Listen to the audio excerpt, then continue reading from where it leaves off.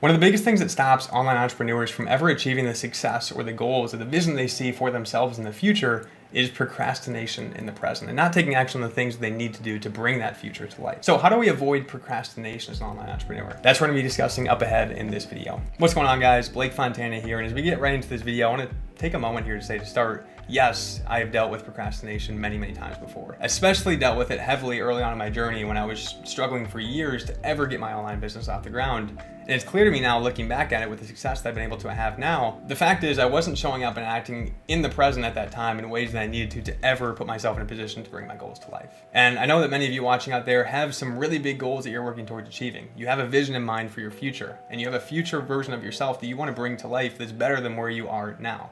But the only way to bring that future self to life and those goals to life in the future is to show up and take action on the small tasks in the present that allow that to be possible. So what I want to do in this video is share with you really what procrastination is, why it happens, so you can clearly understand this, and then share from there some tips that were helpful for me in breaking past this in my own business and my own entrepreneurial journey. It all starts with the first step though, which is the trigger. And I think this is one that's, to me, very overlooked by many, where we're oftentimes oblivious to what these triggers are. And if we could simply just start by creating more awareness around what is triggering us, what's causing us to feel stressed, to feel worried, to feel anxious, to feel like, man, we shouldn't do this or we don't want to do this, then we can start to actually combat that feeling itself. But if we don't understand what's causing it, in turn, we're just going to give ourselves what we want and walk away from it. So to me, that's the first step, really starting to work to become aware of what these triggers are for you within these actions that you typically tend to procrastinate. And more than often, you'll notice there's some trends within this. You'll notice a series of tasks that you maybe avoid more than others. And because of those tasks that you avoid more than others, within that,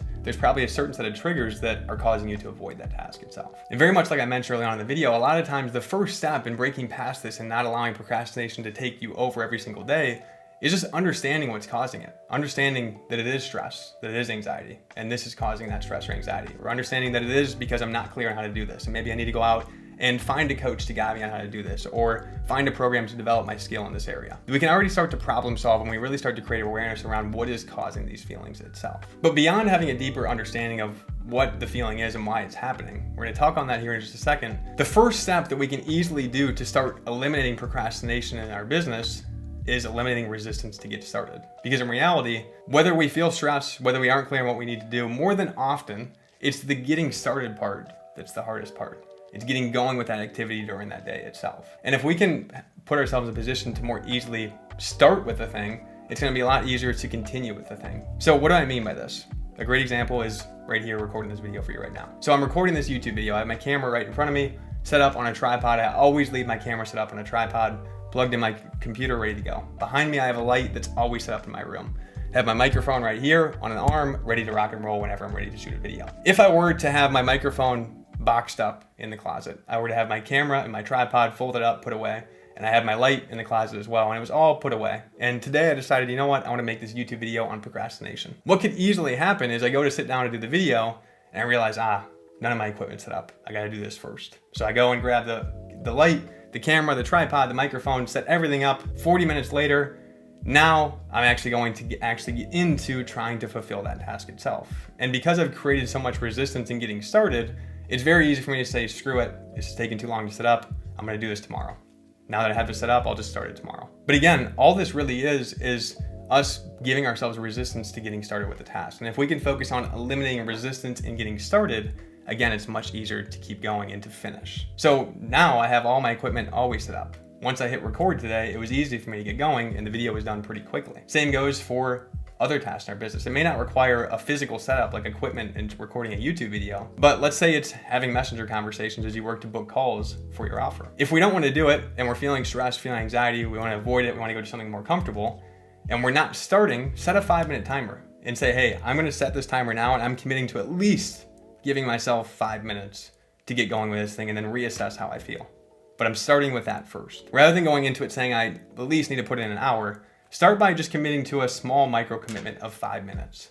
Because that micro commitment can lead into a ripple effect of you going from 5 minutes to 10 minutes to 20 minutes, 30, 40, and to the full hour itself. But it's just changing the way that we're looking at it in our mind, rather than going into it thinking we have an hour of doing this stressful task. Now we're going into it thinking we only got 5 minutes. And once we get the ball rolling, it's very easy for us to keep going. So let's say you watched this video today and you decided to waste no time in implementing what I just talked on with setting this timer towards a task that you know you procrastinate. You set the timer, you get going with it, and 5 minutes in, you reassess the feeling and you're still feeling the same way. You still want to avoid doing this thing, you're still feeling stress, and you still in your mind want to jump to a different pleasure to avoid all of this. If this is the case, the best next step that I would recommend to do from here, and what was most helpful to me, and this may sound a little woo-woo for those of you here watching when it comes to this mindset stuff, but this is super, super helpful and super, super important. And it comes back to a lot of what we talked on here earlier on in the video, which is really getting clear on what we're feeling. So take the next 5 minutes after that 5-minute timer to set a second timer to simply journal on what it is that you're feeling in your head right now. Just let yourself dump your thoughts. Start by asking yourself the simple question on a sheet of paper, what am I feeling right now? Write that down. Then ask yourself why, write that down. Ask yourself why again, write that down. Ask yourself why again, write that down. And if you need to, go 7 levels deep with your why to really get to the core root and see, hey, this is exactly why I'm avoiding doing this thing. And sometimes us confronting that, facing it and seeing it, we can start to realize that either number one, what I'm telling myself here is BS, it isn't true, and this is just my mind playing tricks on me. Or number two, I need to provide myself with support or coaching or other assistance in this area so I'm not letting this pattern continue to repeat itself. But the point is, once we can get clear on what it is that we're feeling and why we're feeling it, then we can go out and provide ourselves with what we need to combat itself. So the first step is simply try to get going with it. As we try to get going, if we're still feeling resistance, there's likely something deeper that's causing us to really run away from this thing. Whether it's other feelings of past association with this task, us getting rejected, us not having things go the way they want, etc. It's going to be different for everyone, but the only way to understand it for you is to be honest with yourself, to confront it, and to not avoid it. And what we're doing with procrastination is we're feeding the instant gratification within us of always wanting to have constant pleasure. We feel pain, we feel resistance, we jump to pleasure because it feels good. But sometimes we can take an extra 5 minutes to face that pain, to face that resistance, to face that stress, and really see what it is. Then we can give ourselves and provide ourselves what we need to get past it and take actions out of a different lens. And in turn, the procrastination starts to fade. And what we're talking on here in this video can really cross-apply to not just your business and your entrepreneurial journey, but also to your day-to-day life and habits in your day-to-day life itself. Because we know how this also impacts how we show up with our entrepreneurial journey. And an example of this that I can think of off the top of my head here reminds me of sleep and, let's say, an evening routine. I know for me, a trigger that I had going to bed was checking my phone before bed and feeling the need to check to see who texted me if I didn't get back some text, check social media, check a few other things. And that in turn was pleasurable for me to do. I saw my phone next to my bedside as I was laying down getting ready for bed. And as I was laying there waiting to fall asleep, I thought, you know what? I want to check this now. So I pick up the phone, check it, and now I'm scrolling through the social media apps, through my messages, etc., seeing all of these different graphics on screen, ads, visuals, images. The entire phone is built to be as addictive as possible. But the point is, when I open that phone up and dive into it, now I'm feeling good. Now I'm feeling that pleasure. And without realizing it, I'm actually impacting my sleep because of it. And I'm going to bed later, I'm sleeping less sound, and I'm feeling less rested in the morning. So to avoid this going forward, as I started to become more aware that, hey, without even realizing it, I am naturally grabbing my phone before bed every night and wasting time on it, and in turn, it's impacting my sleep. A big thing that helped me see this and create awareness on it was my Aura Ring.